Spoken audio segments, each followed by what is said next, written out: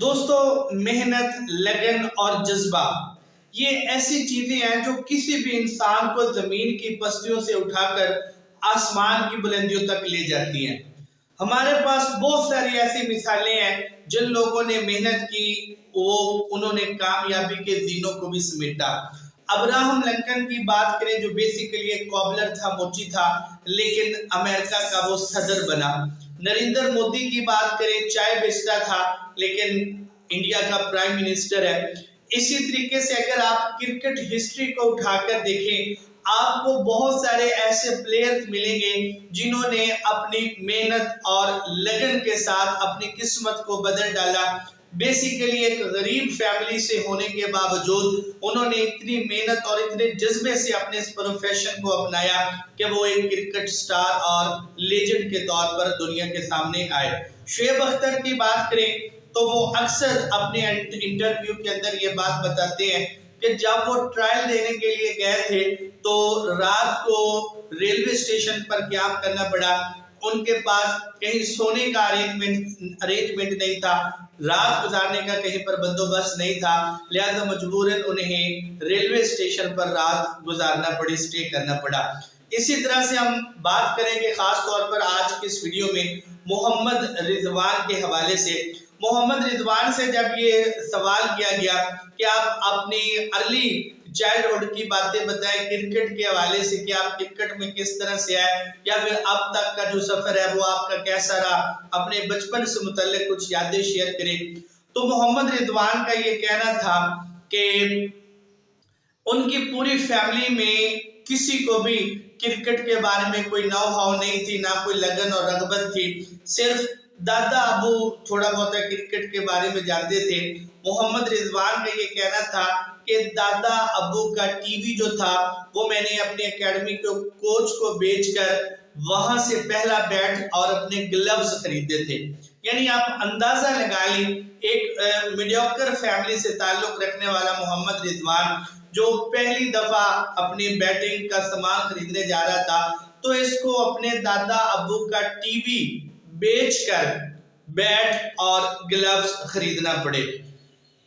मोहम्मद रिजवान का यह भी कहना था कि एक बचपन का जो वाकया जो उन्हें कभी नहीं भूला और आज तक है, आज तक उन्हें याद है, वो ये था कि दोस्तों ने इस्रार किया और मुझे, यानी मोहम्मद रिजवान का कहना है कि मुझे भी बड़ा शौक था कि मैं अरबाब नियाज स्टेडियम को देखूं कि वो कैसा नजर आता है। अरबाब नियाज स्टेडियम जो कि पेशावर में मौजूद है, तो दोस्तों के साथ प्लान बनाया और हम पेशावर चले गए अरबाब नियाज स्टेडियम देखने। तो अंदर न जा पाए, हम बाहर से ही देख कर आ गए। यानी जो हमारी ख्वाहिश थी कि हम अंदर से देखें अरबाब नियाज स्टेडियम को, वो हम अनफॉर्चुनेटली ना देख सके और वापस आ गए। चंद दिनों बाद दोबारा प्लान बना, दोस्तों के साथ दोबारा पेशावर गए और इस दफा किसी न किसी तरह हम अंदर जाने में कामयाब हो गए। लेकिन हम जैसे ही स्टेडियम में एंटर हुए तो मोहम्मद रिजवान का कहना था कि मुझे किसी ने पीछे से पकड़ लिया और पकड़कर मुझसे पूछा, ओ भाई किधर? तो मैंने कहा कि स्टेडियम देखने आया हूं। तो उसने मुझे ऐसे पीछे से जो है ना वो एक थप्पड़ लगाया कि चलो मामा बात वड्डा तू आया ग्राउंड वेखन।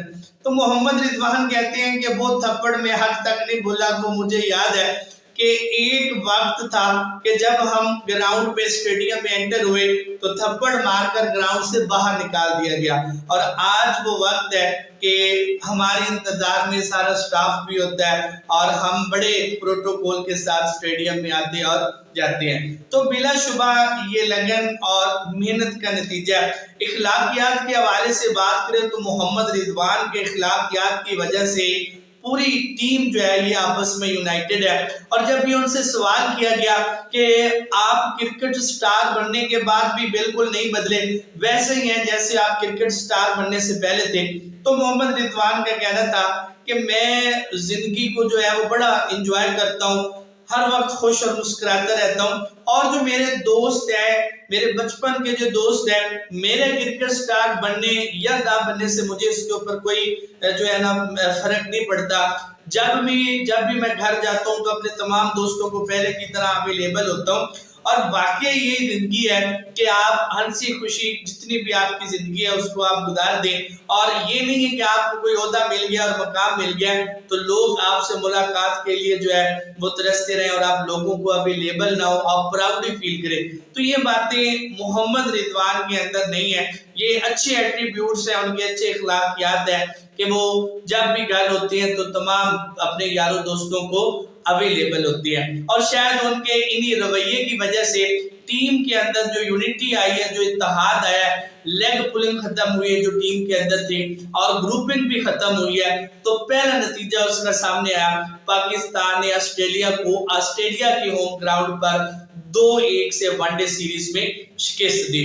और मुझे उम्मीद है कि मोहम्मद रिजवान की कैप्टेंसी के अंदर आने वाली जितनी भी सीरीज या टूर होंगे पाकिस्तान उनमें इसी तरह कामयाबी हासिल करता रहेगा। दोस्तों, मोहम्मद रिजवान की कैप्टेंसी के बारे में आप क्या कहते हैं? आपने अपनी राय को कमेंट बॉक्स में जरूर बताना है। मेरी तरफ से अब तक के लिए इतना ही। अल्लाह हाफिज।